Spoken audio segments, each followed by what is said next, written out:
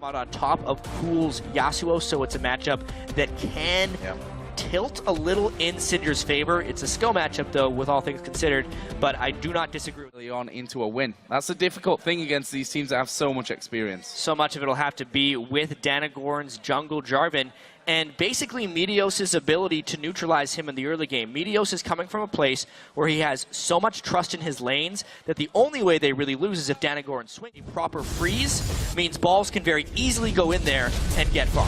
Oh, Meteos actually connecting with the Q there onto Danagorn. They're both double buff. Where are the mid lane? Is Danagorn actually going deep onto Meteos? Couldn't quite get that knock up, and now High trying to turn this one around. He's going to get a lot of damage off. Who's he going for? Puts the ignite towards Danagorn. He wants those double buffs, and Danagorn flashes to the safe. Seeing how that progresses on the game, because as of now, if the lane is close, the better team will play off better, but that's another hook. That could be a kill. All the shields in defense right now. Lemon Nation low on mana. The ignite goes down. It's High flashing in. Oh, he dashes through him. The exhaust is down. Can he still keep it? One last Q. High to pick up first blood. Oh, what a play from Dance to save left more than one.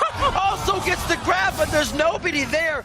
Is they're just playing standard, strong lanes with solid vision control, and because Cloud9 has postured themselves so defensively, they're having to give up a lot of stuff to Kabum. This Dragon's going to be an attempted steal. As long as they wait it out, Meteos won't be able to make it in. Oh no! Stolen away there. Meteos is going to pay the price, though. Will go down for first blood.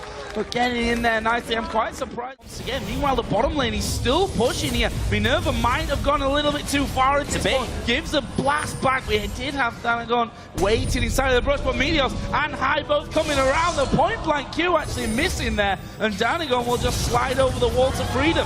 Nice grab. The box is down. Lemon's caught in the Cataclysm. Heal comes out from Sneaky, so they are still well within staying in this fight. It's going to be Minerva going down. That's the 80 carry DPS out of the fight. The teleport comes in as well. They're going to know it's going to be stopped in the top lane, actually. It was left with enough mana, but does he bring in a fight that he does not want? The Spell Flux able to come out and take him down. And just like that, Cloud9 going to be having to go on this top turret. He does have teleport available to him if he's going to come down. Minerva will use an early cull in there. They pulled in balls and half-decent damage done to him. There is a TP coming on top one. He's got no HP left. He comes in with nothing, and Cloud9 just kill him off. Bit of a whoopsie. Not a good TP. Not in the slightest. Left. It probably seemed so good in his head, but he just was not in sync with the rest of the team. Danagorn was not initiated. He had no... To easily move into Cloud9's jungle, but wait a minute, Sneaky's trying to easily move into a little bit of Minerva's personal bubble. Takes him down. He'll be out of the game for a little bit here. High trying to take it out with Tinones. He wants a blue buff, but it doesn't look like he's going to get it. Tinones says, get off of my turret right now. Try to kill, and he may not go down. Oh, no, he's going to go down. The last kick hits, and that's a shutdown, actually, on the Tinones. High was playing... They had vision of that one thanks to the ward over the side. The Q lands, but no follow. But there's the knockup onto Tino's. High going to go in for this one. He himself will get next knocked up, but Sneaky coming around the side as well. Danagorn will throw down his Cataclysm, but Sneaky just knocks him back through the back wall, and that is a 2-for-0. This tower's going down now. That was Meteos, the rest of the team. It's really been High the one to start going in hard on these fights. Yasuo allows them to do that a little bit stronger. They're going to go ahead and pick up another dragon within this game, all of them, for that fact. But it's just not necessarily keeping up with what Cloud9 is doing. Danagorn uses everything to get in. That's a pretty headstrong clear he's got himself going into there. It is going to be, oh, the Lantern gets stopped, but he is able to put his left foot out and do the hokey. The team back left just on the outside. Hiding behind his wind wall there. They managed to catch out Danagorn. He will go down. There's a 3-man ultimate coming out from High. Good stun back though. Guardian Angel will bring High back to life. The hook comes through. Actually hits Lemon Nation. I don't think that was the intended target. He was trying to time High's regen, and that will be one man down on either side. Hey, they got a kill, still counts. But now Cloud9 is trying to push on. Sneaky is a monster. Oh, Sneaky indeed, tearing through the base by himself. Looking for Lep. Gets his reset to jump out of this one. Lep's doing everything he can. He just wants to kill.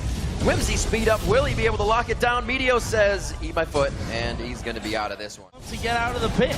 Disaster. A little bit of a whoopsie there. They're able to get him out safely, but that means their jungler is that they know to put their foot down, like you said, Jack, keeping that pedal to the metal, and now attempting the Baron. Elimination on the outside for a full amount of disengage. There it is. Oh, Meteos over the wall. I thought that was going to be high as well. He gets himself back in with a safeguard, easily taken on Baron. Lemon's forced to flash. Balls now. Expected to go 2-0 today, but early showings is a strong show for North America here in these groups. A lot of momentum that they would need as the fans consider it to go against those teams. And right now, but they take that inhibitor without any push back from Kabum. The inhibitor itself will go down, and to be honest, Minerva's still down for 15 seconds here. I mean, if Cloud9 can get the right kind of fight, I don't know why they wouldn't continue to push on, aside from it being a little bit too risky. not many minions to be working with right now for Cloud9, but they are definitely staying in that risky position.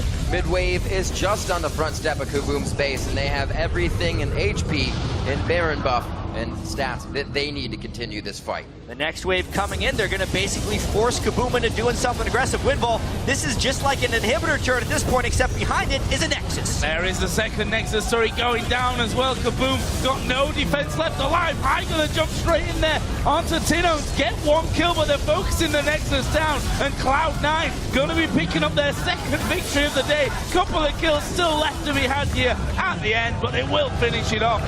And a convincing win once again for Cloud9. And just like that, it was over. What seemed like a very slow start from Cloud9, potentially a little scary when Kabum started getting some niceness in the lanes. Cloud9 kind of turned it on. They knew they had the strong mid game. They had the Janna for the... They didn't have the strong late game. They had the Janna for the mid game. And they definitely had the strategic advantage and the confidence to close this one off right. Able to stave off a bit of that Danagorn aggression from lane to lane on the Jarvan. Pretty much banned out a few of the junglers he would like to use this game.